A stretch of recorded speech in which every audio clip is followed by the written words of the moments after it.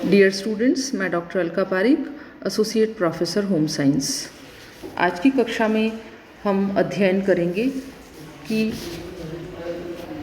Diet के लिए normal diet के अंदर क्या मॉडिफिकेशंस किए जाने चाहिए, यानी कि नॉर्मल आहार को डायबिटिक आहार के लिए उपयोगी किस तरह से बनाया जाना चाहिए। What are the modifications which are required for a diabetic diet prescription. इसके लिए अगर हम देखें तो वेजिटेबल्स यानी सब्जियां, ग्रीन लीफी वेजिटेबल्स और हाई फाइबर फूड यानी जिन भोज्य पदार्थों में अधिक रेशा है उनको अधिक मात्रा में यूज़ करना चाहिए। लेकिन कुछ फूड्स को मॉडरेट अमाउंट में यूज़ करना चाहिए, जैसे कि वसा, नट्स, सीरियल्स यानी अनाज, फ्रूट्स, दूध और दूध से बने भोज्य पदार्थ, एग्स आदि।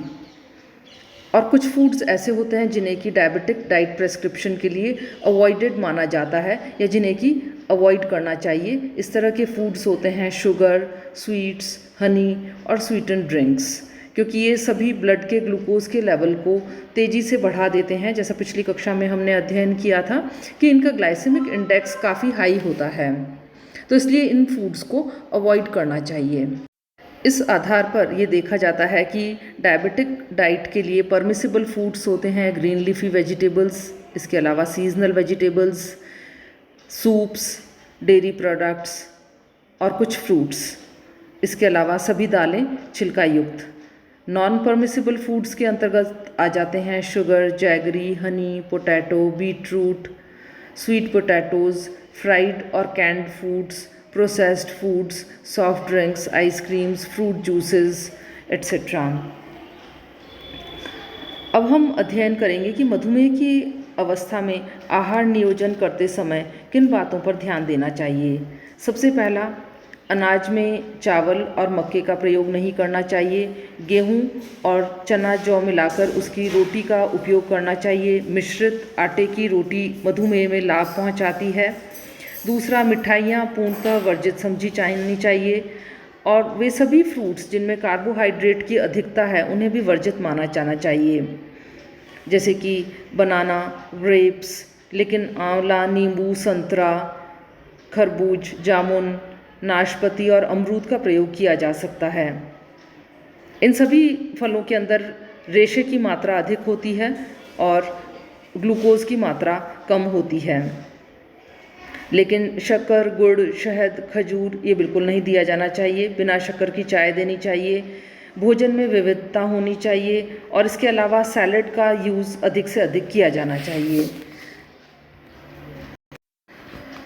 डायबिटिक डाइट के अंदर डाइट को चेंज करना 2 रीज़न्स से ज़रूरी होता है और दोनों ही रीज़न्स होते हैं टू इम्प्रूव योर हेल्थ। और इसमें पहला है by making healthy food choices और दूसरा and by being physically active. Diet के अलावा जो दूसरी चीज़ आती है डायबिटीज़ को मैनेज करने में, वो होता है इंसुलिन के द्वारा उपचार। इंसुलिन रक्त में उपस्थित ग्लूकोज के स्तर को कम करता है, परंतु इसका प्रयोग चिकित्सक की देखरेख में किया जाना चाहिए। ब्लड ग्लूकोज की मात्रा कई बार एकदम से कम हो जाती है, जिसमें कि हाइपोग्लाइसीमिया हो जाता है। हाइपो का मतलब होता है कम और ग्लाइसीमिया यानी कि ग्लूकोज का लेवल ब्लड के अंदर। तो जब ब्लड के अंदर ग्लूकोज का लेवल बहुत कम हो जाता है तो इसे हाइपोग्लाइसीमिया कहा जाता है। ये तब होता है जब इंसुलिन तो ले लिया जाता है लेकिन उसके अनुरूप रक्त के अंदर शर्करा नहीं पहुंचाई जाती या खाना नहीं खाया जाता है।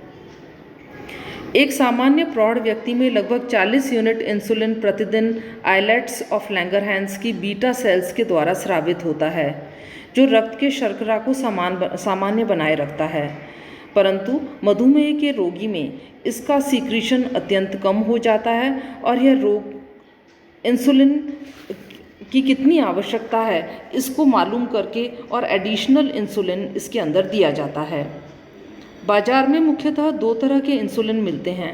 पहला होता है घुलनशील इंसुलिन यानी सॉल्युबल इंसुलिन और दूसरा होता है डिपॉट इंसुलिन।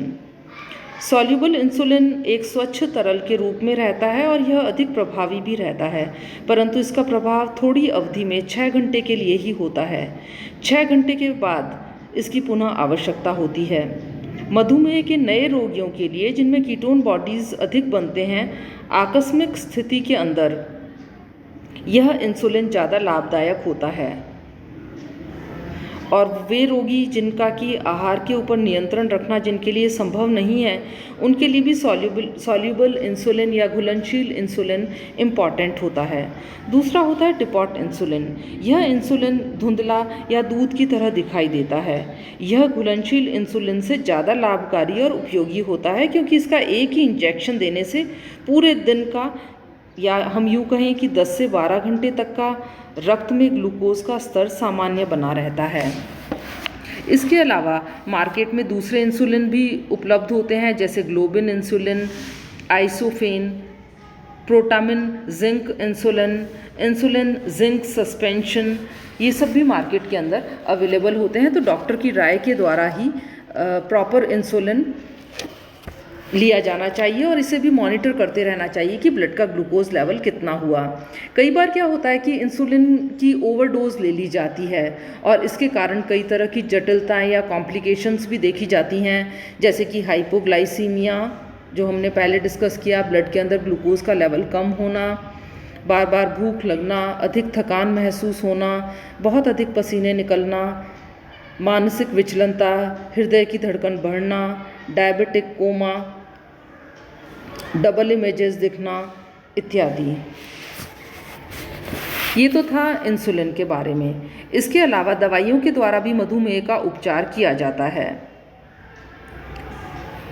और इसके अंदर बेसिकली 2 तरह की दवाइयाँ दी जाती हैं। पहले होती हैं बाइग्यूनाइड्स और दूसरा सल्फोनाइल यूरिया ड्रग्स। बाइग्यूनाइड्स मृदु प्रकार के मधुमेह और वयस्कों के मधुमेह के लिए उपचार के लिए काफ़ी होता है। यह यकृत के अलावा शरीर के अन्य ऊतकों के कोशों में और ग्लूकोज के संग्रह में वृद्धि करता है। दूसरी ड्रग्स होती हैं सल्फोनाइल यूरिया ड्रग्स। यह दवाई इंसुलिन के सीक्रेशन को उत्तेजित करती है। कुछ लोगों के अंदर इंसुलिन कम मात्रा में सीक्रेट होता है, सीक्रेशन तो हो रहा है लेकिन पर्याप्त मात्रा में नहीं हो रहा, तो उनके लिए सल्फोनाइल यूरिया ड्रग्स जो है वो इंसुलिन को स्टिमुलेट करती है, जिससे कि इंसुलिन का अधिक सीक्रेशन होता है।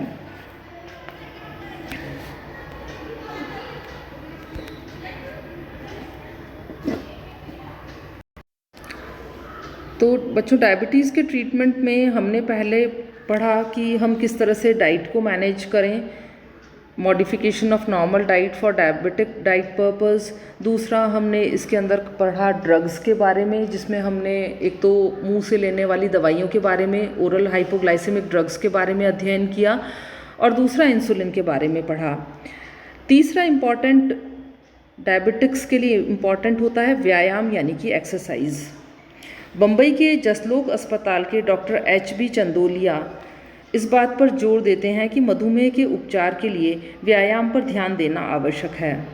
दवाइयों से अधिक ध्यान आहार और व्यायाम पर दिया जाना चाहिए। व्यायाम से शरीर का संचित कार्बोहाइड्रेट उपयोग में आ जाता है, जिसके कारण इंसुलिन और अन्य दवाइयों की आवश्यकता बहुत कम होती है। व्यायाम के अंतर्गत किसी भी तरह का व्यायाम किया जा सकता है, जैसे कि सुबह शाम की हवा में तेज़ी से चलना, बैडमिंटन खेलना, तैरना, ये उत्तम व्यायाम हैं जो कि मधुमेह के रोगियों को करने चाहिए। लेकिन अगर ये करना संभव नहीं हो तो घर के अंदर ही योगासन किए जा सकते हैं, प्राणायाम किए जा सकते हैं, और या फिर जिम के अंदर कोई भी एक्सरसाइज भी की जा सकती है। तो बच्चों, आज की क्लास में हमने अध्ययन किया कि किस तरह से डायबिटीज़ को मैनेज किया जा सकता है डाइट के द्वारा, एक्सरसाइज के द्वारा और इंसुलिन की डोज के द्वारा।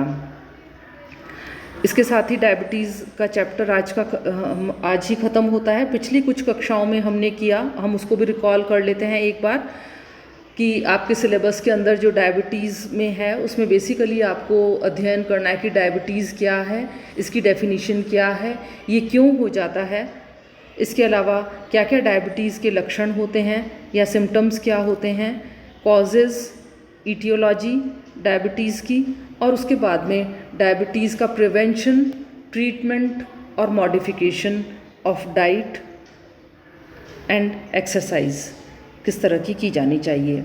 तो ये इसके साथ ही डायबिटीज़ का हमारा चैप्टर ख़त्म होता है। डायबिटीज़ के चैप्टर में बच्चों एग्ज़ाम में कई तरह के क्वेश्चंस आते हैं, पूरे फुल क्वेश्चंस आते हैं। बेसिकली जो क्वेश्चंस आते हैं वो आते हैं डायबिटीज़ के मैनेजमेंट के ऊपर आते हैं कि डायबिटीज़ का मैनेजमेंट किस तरह से किया जा सकता है। कई बार कॉजेज़ और सिम्टम्स के ऊपर भी क्वेश्चन आ जाता है, तो इसलिए ये एक इम्पॉर्टेंट चैप्टर है। और वैसे भी लाइफस्टाइल डिजीज़ है, और आजकल इंडिया के अलावा दूसरी कंट्रीज़ में भी डायबिटीज़ इतना अधिक हो रहा है, और क्योंकि एक ये लाइफस्टाइल डिजीज़ है तो हम इसे कैसे बच सकते हैं, अपनी लाइफस्टाइल के अंदर चेंजेस करके। Thank you.